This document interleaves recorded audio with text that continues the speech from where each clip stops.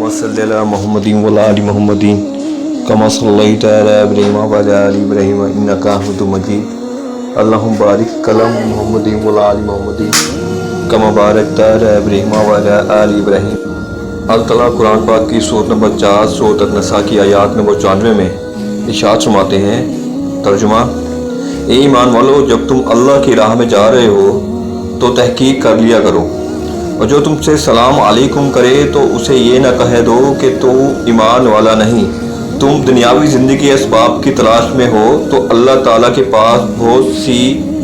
غنیمتیں ہیں۔ پہلے تم بھی ایسے ہی تھے، پھر اللہ تعالیٰ نے تم پر احسان کیا، لہٰذا تم ضرور تحقیق و تفتیش کر لیا کرو، بے شک اللہ تعالیٰ تمہارے اعمال سے باخبر ہے۔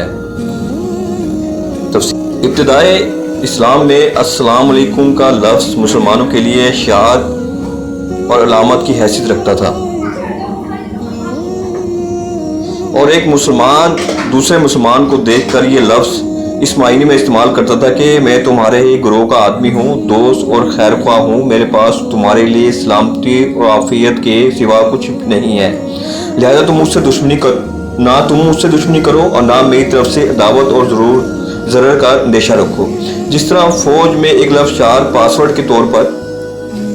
مقرر کیا جاتا ہے، اور رات کے وقت ایک فوج کے آدمی ایک دوسرے کے پاس سے گزرتے ہوئے اسے اس غرض کے لیے استعمال کرتے ہیں کہ فوج مخالف کے آدمی سے ممیز ہو، اسی طرح اسلام کا لفظ بھی مسلمانوں میں شعار کے طور پر مقرر کیا گیا تھا۔ خصوصیت کے ساتھ اس زمانے میں شعار کی اہمیت اس وجہ سے بھی اور زیادہ تھی کہ اس وقت عرب کے نو مسلموں اور کافروں کے درمیان لباس، زبان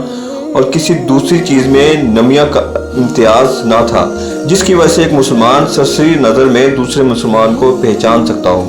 لیکن لڑائی کے موقع پر ایک پیچیدگی یہ پیش آتی تھی کہ مسلمان جب کسی دشمن گروہ پر حملہ کرتے اور وہاں کوئی مسلمان اس پیٹ میں آ جاتا تو وہ حملہ آور مسلمانوں کو یہ بتانے کے لیے کہ وہ بھی ان کا دینی بھائی ہے، السلام علیکم یا لا الہ الا اللہ پکارتا تھا، مگر مسلمانوں کو اس پر یہ شبہ ہوتا تھا کہ یہ کوئی کافر ہے جو محض جان بچانے کے لیے ہیلا کر رہا ہے، اس لیے بسا اوقات وہ اسے قتل کر بیٹھتے تھے اور اس کی چیزیں غنیمت کے طور پر لوٹ لیتے ہیں۔ نبی اکرم صلی اللہ علیہ وسلم ایسے ہر موقع پر نہایت سختی کے ساتھ سرزنش فرمائی، مگر اس قسم کے واقعات برابر پیش آتے رہے۔ آخر کار اللہ تعالیٰ نے قرآن مجید میں اس پیچیدگی کو حل کیا۔ آیات کا منشا یہ ہے کہ جو شخص اپنے آپ کو مسلمان کی حیثیت سے پیش کر رہا ہے، اس کے متعلق تمہیں سرسری طور پر یہ فیصلہ کر دینے کا حق نہیں کہ وہ محض جان بچانے کے لیے جھوٹ بول رہا ہے۔ ہو سکتا ہے کہ وہ سچا ہو اور ہو سکتا ہے کہ جھوٹا ہو، حقیقت و تحقیق سے ہی معلوم ہو سکتی ہے۔ تحقیق کے بغیر چھوڑ دینے میں اگر یہ امکان ہے کہ ایک کافر جھوٹ بول کر جان بچا لیا جائے تو قتل کر دینے میں اس کا امکان بھی ہے کہ ایک مومن بے گناہ تمہارے ہاتھ سے مارا جائے، اور بہرحال تمہارا ایک کافر کو چھوڑ دینے میں غلطی کرنا اس سے بدرجہ زیادہ بہتر ہے کہ تم ایک مومن کو قتل کرنے میں غلطی کرو۔ یعنی ایک وقت تم پر بھی ایسا گزر چکا ہے کہ انفرادی طور پر مختلف کافر قبیلوں میں منتشر تھے، اپنے اسلام کو ظلم و ستم کے خوف سے چھپانے پر مجبور تھے، اور تمہارے پاس ایمان کی زبانی اقرار کے سوا اپنے ایمان کا ثبوت موجود نہ تھا۔ اب یہ اللہ کا احسان ہے کہ اس نے تم کو اجتماعی زندگی عطا کی اور تم اس قابل ہوئے کہ کفار کے مقابلے میں اسلام کا جھنڈا بلند کرنے اٹھے ہو۔ اس احسان کا یہ کوئی صحیح شکر نہیں ہے کہ جو مسلمان ابھی پہلی حالت میں مبتلا ہیں ان کے ساتھ تم نرمی اور رعایت سے کام نہ لو۔